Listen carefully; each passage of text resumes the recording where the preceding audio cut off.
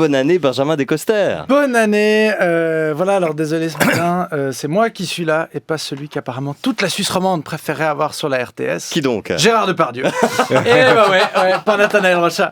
Ouais, on va devoir en parler. Moi aussi j'en ai marre de cette histoire. Hein. Mais rassurez-vous, cette fois on va pas parler de Depardieu accusé d'agression sexuelle par 16 femmes, ni de GG qui dit chatte toutes les 5 secondes en Corée du Nord, mais de Depardieu plus à la télé. Ouais, dimanche dernier, on a appris que la RTS avait temporairement déprogrammé les films où Gérard Depardieu était tête d'affiche.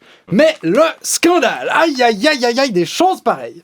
Oh, c'est le sujet de la semaine. Bon, en même temps, c'était ça ou des articles sur les vacances de conseils fédéraux. Alors bon, figurez-vous que Viola Amerd se repose. Mais non. Scandale donc, parce qu'il y en a qui n'étaient pas contents de la décision, soi-disant que c'est bafouer la présomption d'innocence. Ouais, cet argument, il me semble que ça marche dans un tribunal, pas à la télé. La RTS ne peut pas le condamner à grand-chose. Puis surtout, Depardieu, ok, il a joué dans Cyrano et les valseuses. Mais il a aussi joué dans Mystère à Saint-Tropez, Coco et Bimboland. Je pense qu'il est content qu'il y ait des trucs qui soient plus diffusés. Puis bon, dans la liste des malheurs de Depardieu, entre ses déboires judiciaires, les soucis de santé et tous ses potes qui expliquent que s'ils ont signé la tribune qu'il défend, c'est qu'en fait ils savaient pas lire. Je pense que la diffusion de La Chèvre un jeudi à 14h sur RTS2, c'est pas au sommet de ses préoccupations. L'autre argument des gens qui sont fâchés, c'est que ça infantilise les téléspectateurs. Et ça, c'est mon argument préféré, parce que les gens qui se plaignent qu'on les infantilise, on voit qu'ils font semblant que le seul moyen de regarder un film sur Terre, c'est la RTS. Alors qu'on sait qu'ils peuvent utiliser Netflix ou YouTube, vu qu'ils ont réussi à se créer un compte Facebook pour poster leur avis à la con, là. Non, puis, c'est pas comme si c'était Depardieu TV, ou bien. Je sais pas, il me semble pas que tous les mois on avait droit à une rétrospective, si. Enfin, je sais pas, je regarde pas des films sur la RTS. Comme 99% des gens qui font semblant d'être outrés. En fait, les gens qui râlent, ils sont surtout fâchés contre la RTS. C'est les mêmes qui font rien qu'à dire qu'ils la regardent jamais. Et si vraiment vous voulez voir de la présomption d'innocence à la télé, vous pouvez. Il y a encore tous les 19h30 de Darius Rochebas sur RTS Play. Non, comme quoi, c'est pas vrai qu'ils sont surtout. Un peu tôt pour celle-là. Non, ça va. Après, il faut le dire, cette déprogrammation est maladroite. Surtout au regard des autres trucs diffusés. Je sais pas, vous avez vu l'émission Vivant ? C'est nos stars romandes en immersion dans la nature. Genre, ils ont réussi à déguiser Julie Berthollet en chauve-souris, Vincent Veillon en arbre et Christian Constantin en abeille. Alors ça, il faut le faire. Je veux pas dire, mais il y a des trucs plus urgents à déprogrammer que les films de Depardieu.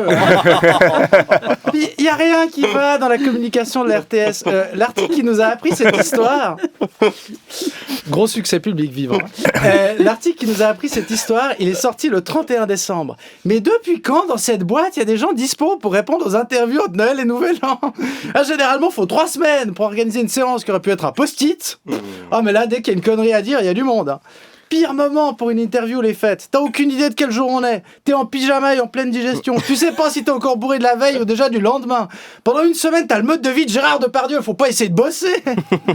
Du coup, voilà ce qui a été dit par la RTS au matin dimanche. Je cite: lorsque nous sentons que le public peut se sentir majoritairement heurté par une personnalité, nous la retirons ponctuellement de notre programmation.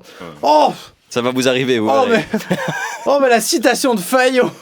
Et c'est la programmation TV ou c'est Hermione Granger? C'était pas possible de dire on a vu que les télés belges et françaises avaient fait, alors on fait aussi. Ou alors, excellente question, monsieur le journaliste, mais aucun film avec Depardieu n'est prévu prochainement. Comme disait ma grand-mère, des fois, vaut mieux un bon mensonge qu'une mauvaise vérité.